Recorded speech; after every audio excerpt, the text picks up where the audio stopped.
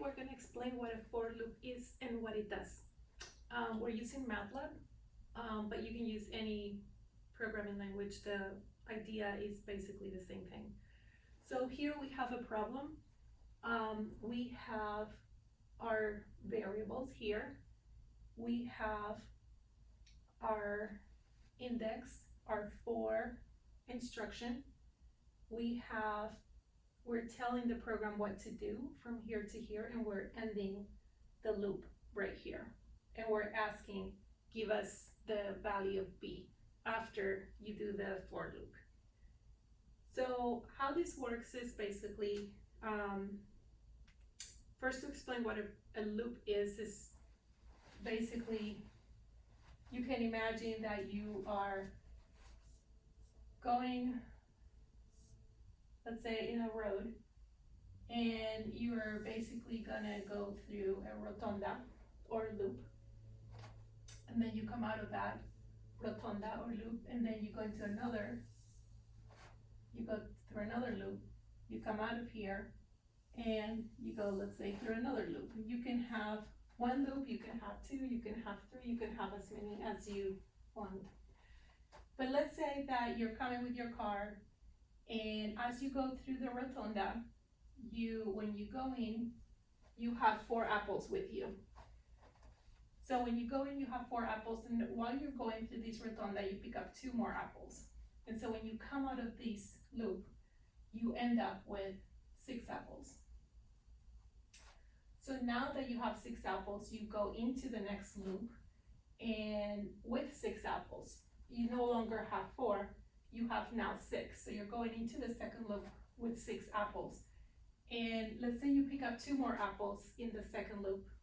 When you exit this loop, you're going to end up with 8 apples. So now you have 8 apples going into the third loop, and in the third loop, you pick up 2 more apples.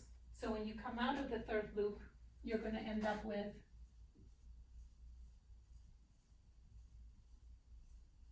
10 apples. So you started with 4 apples when you were going through these rotundas. You picked up 2 more apples, say somebody was selling something. And each time you went through it, you increase your apples by 2. So when you come out, you end up with 10. So the idea of a loop is that what you go into the loop with is not necessarily what you will come out of the loop with. So when you go through the loop, something's changing. Same thing here. So we have 2 vectors. So this could have been just variables, but no, they're vectors. So the best thing to do when you have this situation where you have a vector, you have a equals, what this means is basically you start at 2, and you're gonna go with increments of 2 until you get to 10. So your vector A, in this case scenario, it's gonna be 2, 4, because it's increments of 2 until you get to 10, 4, 6, 8, 10. So the 2 and the 10 are included in the vector. So we have a vector with 5 elements, 1, 2, 3, 4, 5. So we're going to expand the next vector as well, and that's because you can see what you have. So vector B starts at 15, and then he's saying subtract 3 until you get to 3. So we're going to do that. So 15 minus 3 is 12. 12 minus 3 is 9. 9 minus 3 is 6. And 6 minus 3 is 3. So we end there. So this vector has 5 elements as well. 1, 2, 3, 4, 5. Next we have a variable. In this case it's called counter. But this could have been called X. You can call it apples, you can call it whatever you want. James, we have 2 James. Or so anything that you want. It's just in this case they've called it counter. So counter is a name you can give a variable. But you can give it anything. And then we have another variable that is called result. Again, this could be Y, this could be oranges, this could be anything you want, but in this case it's called result, and we've set result equal to 0, and we've set the variable counter equals to 2. So that's the values of those. And then we have our index. So this is what tells us how many times are we gonna go through the loop. So our for loop begins here with the instruction that we're giving the computer to say, in this case, we're using MATLAB, and its code there is for. So we say for m equals 1 through 7 in increments of 3, do these operations. Go here, then here, then here, then here. And we're gonna do that as many times as m is telling us to do it. And then we end. So how many times is m telling us to do it? So let's expand this, because again, this is a range. It's saying start at 1, increment by 3 until you get to 7. So this is 1, the next number, 1 plus 3 is 4, and 4 plus 3 is 7. So that's where we end. So we're gonna go through this loop 3 times. So we're gonna do these 3 times in this case. You could have again added one more loop, you could subtract. So the first thing when you're working with loops is to lay out your variables. And this is a good practice so you can see how your variables are changing, because what you begin with is not necessarily what you're going to end up with. So here's how it works. So we set up our variables. So our beginning variables, we have our m. We have, that's a variable. Typically you want to put the loop first because that's going to drive everything else. And then you start with your first variable. Here we have a vector, is vector A.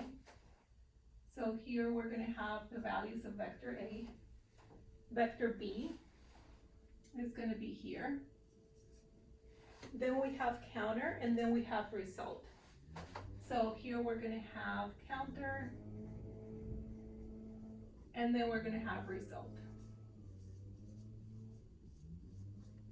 Okay, so let's see what values are we starting with. So for A, we're starting with these values right here. Those are the elements within this vector. So here A is 2, 4, 6, 8, and 10. B, what's our beginning value? We're starting with this right here. That's our vector B. So we have 15, 12, 9, 6, and 3. And then what's the value for counter that we're starting with? We're starting at 2 because we set it at 2 to begin with. So this is 2 right there. And then our result variable has, we've set it to 0. So those are our beginning values. So now we have our m and all of our variables, and we know all of the beginning values for all of these. The next step is, now that we're set up, we can go into the loop. So we come here, we set those up for values there. So now we say for m, so we're going to start with the first value, which here we know when we expand this is this. We have 1, 4, and 7. Those are really just 3 times that we're going through it. So we say when m, so for m, when m is 1, let's begin. This is our first loop. We go right into it. So we say, when m is 1, counter, our variable counter, is going to equal counter plus 2. So what is counter? When m is 1, counter equals counter plus 2. Our counter is 2 because that's what we're beginning with. So it's saying take counter and add 2 to it. So counter now is 2 plus 2, we're adding 2 to it, equals 4. So now our counter, by doing this, our counter is no longer 2. like we said in the beginning, because we are given instructions to say reset counter to counter plus 2. So we just reset its value to 4. So from this point on, it's going to be 4 because we've reset it. Next line of instructions, it says, now B is going to equal B minus counter. So our vector B is going to equal B minus counter.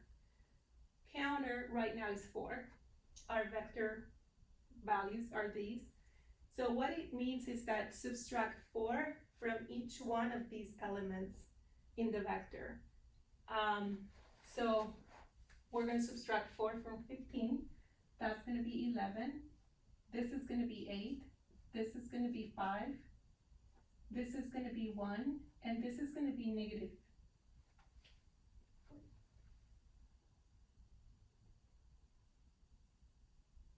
This is going to be 2. That's going to be 2. And this one is going to be minus 1. Because we have 3, so when we subtract 4, we go into the negative numbers. So you end up with a negative 1. Okay, we've done that line of code. Let's go to the next instruction. So it says result now is going to equal counter plus minus result. So result there, which is 0, that's the value, is going to equal counter, which is 4, the last value that we have, minus result. So that's going to be 4 minus 0. So now it's going to equal 4. So we just reset result to 4. So see how we're resetting, we're changing a little bit what's happening by following these instructions. Now it says A, now vector A is going to equal vector A plus result. So for vector A, we're going to add result, which is 4. So we're going to add 4 to each one of the elements of the vector. So this is going to be 6. This is going to be 8. This is going to be 10, 12, and 14. Okay, so now we're at the end of the instructions. So we've completed loop 1. Now we have another 2 to go through because we have basically a loop with 3 loops. So the next one is when m is 4. So when m is 4, this was when m was 1. When m is 4, so now we're going to do the same exact thing.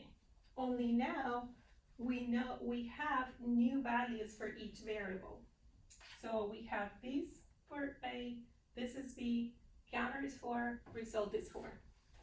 So let's begin. So we say now counter, when m is 4, counter is going to be equal to counter plus 2. So counter, we have 4 is what it is now. So it's 4 plus 2 equals 6. So we just reset counter to 6. So it's no longer any of these because the program is going to pick up the last value that you set it to. So now it's 6 and we continue. So now it says B, now it's going to be B minus counter. So we're going to subtract 6 from each one of the values. So we're going to end up with 5, 2. This is going to be minus 1 because 5 minus 6 is going to take you into the negative. Here's going to be minus 4. And this one's going to be minus 7 because it's going to be the same thing as saying minus 1 minus 6. So the same sign you added them up. So you end up with minus 7. Next is result. We're setting result. Again, so the result is going to be counter minus result. So the last counter that we have is 6. So it's going to be 6 minus the last result that we have is 4. Minus 4, so it's going to be 2. So result is now 2. And then we're going to go A is going to equal A plus result.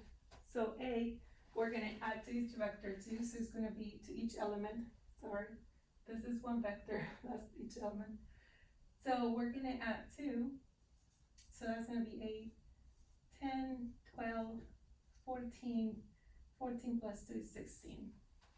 Okay, so now we're done. We're done with the second loop. So the second loop, we end up with these values for the variables. And now we're gonna go back here and we see that we have one more thing to go. So when m is 7, so we have to do this one more time. So when m is 7, counter equals counter plus 2. So counter is gonna be 6 plus 2 equals 8, because that's the last value. B is gonna equal B minus counter. So B is gonna be B minus 8. So this is gonna be minus 3. That's gonna be minus 6. That's gonna be minus 9, because we have a negative 1, so negative 1 minus 8 is gonna be minus 9.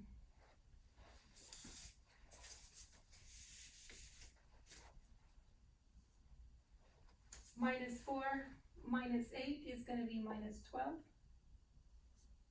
And minus 7 minus 8, again, is minus 7 minus 8 equals same sign, minus 15.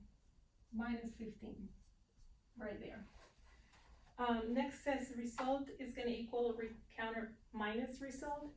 So result is gonna be counter, which is 8, minus result, the last value is 2 that we had. So 8 minus 2 is gonna equal 6, results ends at 6, and A equals A plus result. So for vector A, we're gonna take a vector and add 6 to each of the elements. So this is gonna be 14, 16, 18,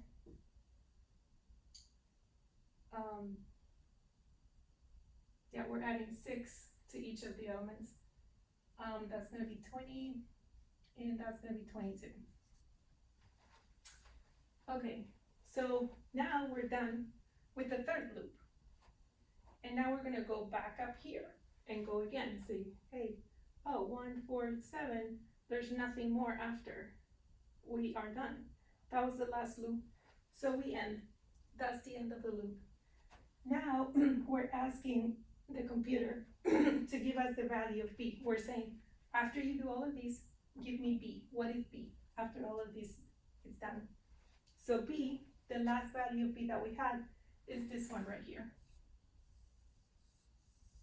And so that is gonna be the answer to B. What is B? The computer is gonna tell you is this. B equals minus 3, minus 6, minus 9, minus 12, minus 15. That's the answer. If you, instead of B, you want A, or you want B and A, then you can just tell the computer, give me B, give me A. It will give you A, which in this case will be the last value of A that we know, which is this one right here. A will be that one, but B will be that. So that's basically what a loop is. You can have one instruction that you give it. In this case, we had 4 instructions. You can have just one, you can have 2 instructions. You can have as much as you want here. And you can have as many loops as you want. But this is basically how it works. So I hope this helped.